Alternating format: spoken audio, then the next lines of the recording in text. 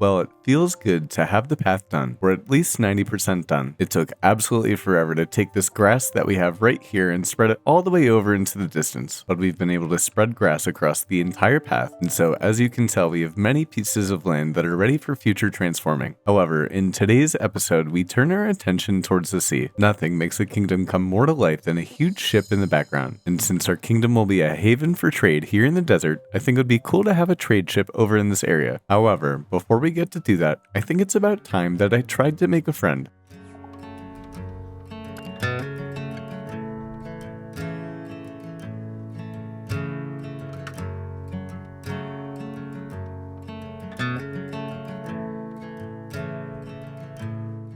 It's been forever since I've had a pet in a Minecraft world, and honestly, I forgot how fun it can be. With a flower in our offhand, we can put you on a lead here, and we'll place you right on this fence post by the flower field. An official welcome to the kingdom, Stella. But before we get along to doing other tasks, I did want to show you the interior for our starter house. Once we head inside, you'll see that it's pretty lightly furnished. We have all of our crops and are smelting on this floor here, and in this item frame lies our first ever diamond pick, along with our first ever pair of leggings. We have our crafting and our naming station right here. Next to our stone items, we have our bed, and although we do have plenty of storage, it's already starting to get full, so we'll be sure to be making ourselves a storage setup in the future. We can head up the ladder here, and you'll notice that we have a little bit of a brewing area, along with an enchanting setup, which I've slowly and steadily been using to upgrade our gear. As you can see with my little feetsies showing, we don't yet have any boots, but I'm really not too concerned because we happen to have Fortune 2 on this diamond pickaxe, which makes it a whole ton easier to find diamonds. But as we head outside to start to focus on our coastline over behind me, of course it just has to rain here at the desert. Now I think that I've done a really good job blending in our coastline right here to the rest of the desert. As you can tell, the coastline really just makes this build come to life, so I want to blend in the rest of the coastline here to match the vibe. We're going to want the background to look quite good once we have a ship in this area, and in order to keep working on that goal, I think it's just about time that we get back to terraforming.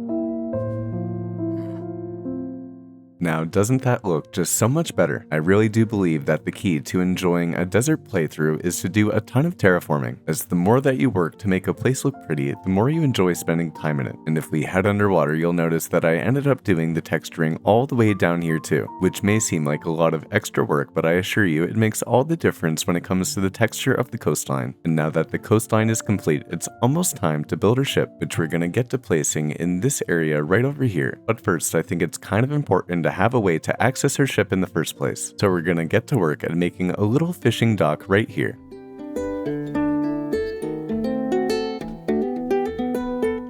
Now this is one good looking dock. I really like the mix of the dark oak and the spruce that we have right here. And if I'm being honest, this dock was a little bit difficult to make. Normally when I make my docks, I make them 3x3, but I decided to go 5x5 this time, as I think that a dock this size really fits up the space well and prepares the area for our ship, which we're gonna get to doing right after we collect ourselves some resources. Thanks so much for taking a chance on this tiny channel, and I'll see you soon.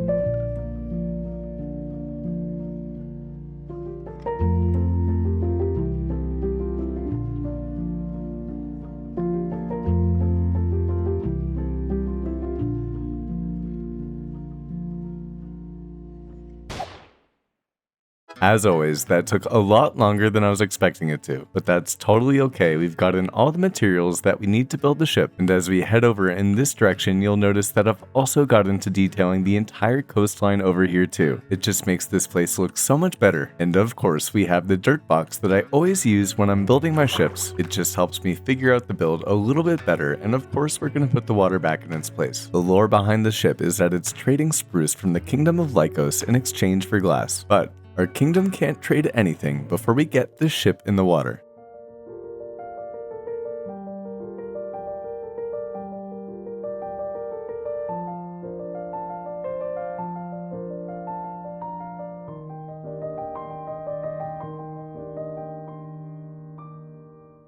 Now that's the type of ship we were looking for. This is my own build, and I'm quite pleased with the design. You can see that we kind of have an interesting shape for the bow. Well, I mean, I guess for the stern too, but it kind of looks like a Nordic ship from a northern kingdom, so I think that it fits the lore we were going for. We can take a step back to here and get a better look at the sails, and so I think that this ship is going to be a wonderful addition to our coastline. You're going to have to tell me what we should call it in the comments below, but in the meantime, we're going to focus our attention over to this area where the nether portal is. I do think that we're going to have to replace this nether portal at some point in time, but this area right over here is where we're going to make the boundary for this kingdom. And so to kind of close this area in a little bit, I'm going to place a house right here, which being honest isn't my favorite build in the world, but I do think that it fits the desert theme. And so understandably, in order to build a house over here, we're going to have to clear out this area, but not of course before getting ourselves some resources. And since it's already day 162 in this world, we have plenty of the resources that we're going to need for the build. In fact, we actually have all of the resources that we're going to need except for one. So we're going to take a quick break away from our starter area over here and away from our wonderful ship and head to the wonderful, the bodacious land of...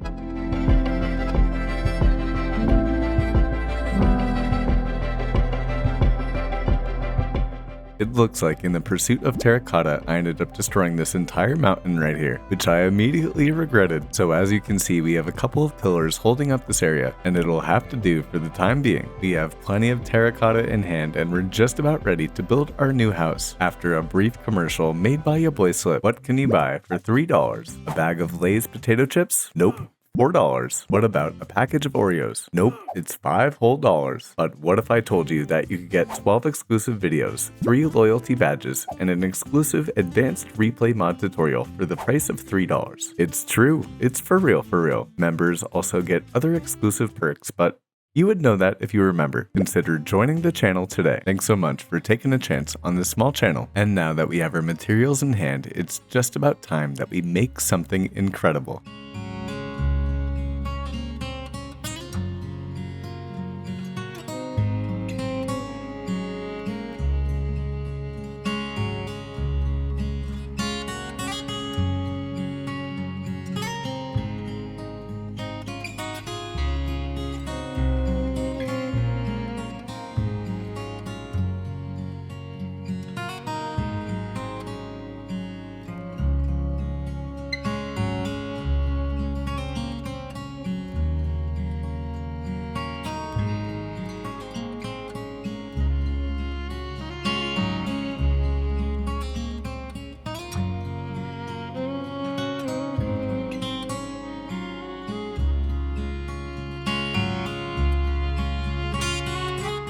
Well, you could say that this place is looking a whole ton different. We have a wacky, cool looking house over here. Then right off next to it, we have a custom pond right in this direction. We ended up making this pond on live stream, and it was a total blast. But I'm sad to say that we're already on day 188 of the playthrough. And I am pleased to announce that I will be joining the Lotus SMP, and I'll be updating to Minecraft 1.21 quite soon, meaning that I'm not sure whether or not I'll be able to come back to this playthrough soon, which definitely brings a tear to my eye. But at the same time, we're moving on to big things, and so as we head up to our brand new underwater base, I want to tell you that we're going to take the next 12 Minecraft days and we're going to try to make the desert look as good as possible, which is definitely a hefty task, but I'm going to try my best, and when we're done with 200 days in the desert, I'll check in with you then.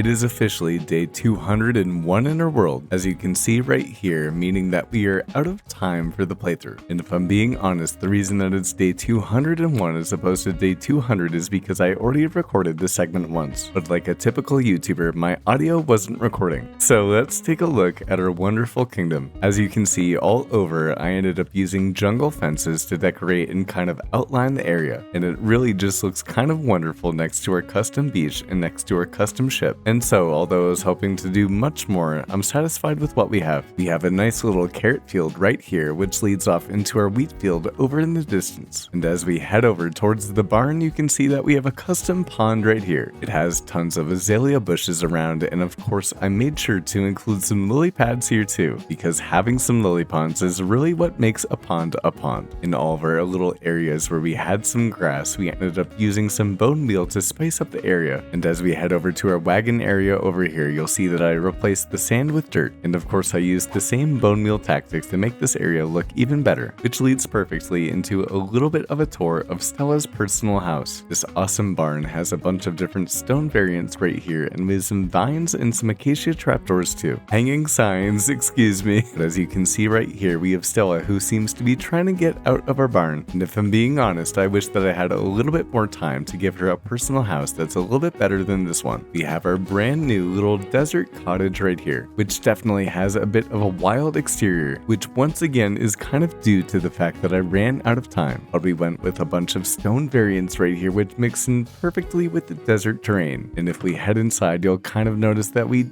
didn't get to do too much on the interior, but I'm happy we have some bookshelves and some barrels right here, and then some banners and some more bookshelves and a little bit more storage over in this area. Over to the right of our starter house, you'll notice that we have a custom pond here too, which I ended up making on stream, and it was a total blast. And in this area, we've included a couple of lilacs as well, which totally just makes this place look lush, and it's an awesome addition to the area. We have our bamboo farm right here, and then on the back side of our cottage, we have an extra little bit of lush terrain, which I think happens to seal in the entire area. We can of course head down the path, and we have our wonderful starter house next to our awesome ship. And if we head over down into this area and we jump on down, you'll see that we have a door right here, which eventually, if we walk all the way down the path, will lead us to our underground smelting area, which is awesome looking. It's so unique. I think that the extra vegetation and especially the item frames that we have up on the walls make all the difference. And so you could say that I'm quite happy with this place as well. Now, as much as I would love to continue this here kingdom, there's actually really big things on the horizon for this boy here, Slip. I'm going to be joining the Lotus SMP, and I couldn't be any more excited to do so, which is going to be taking place in Minecraft 1.21, and this is only Minecraft 1.20, so we'll have to say goodbye to the Desert Kingdom. If you've enjoyed 200 days in this Minecraft world and you're interested as to what else Slip could do, consider becoming a member. We have a custom kingdom there where I built something every single week in hardcore Minecraft, and in my personal opinion, it's totally worth the watch. You've suited me well, Fair Desert, but for now, we're on to bigger and better projects, and I can't wait to have you along for the ride.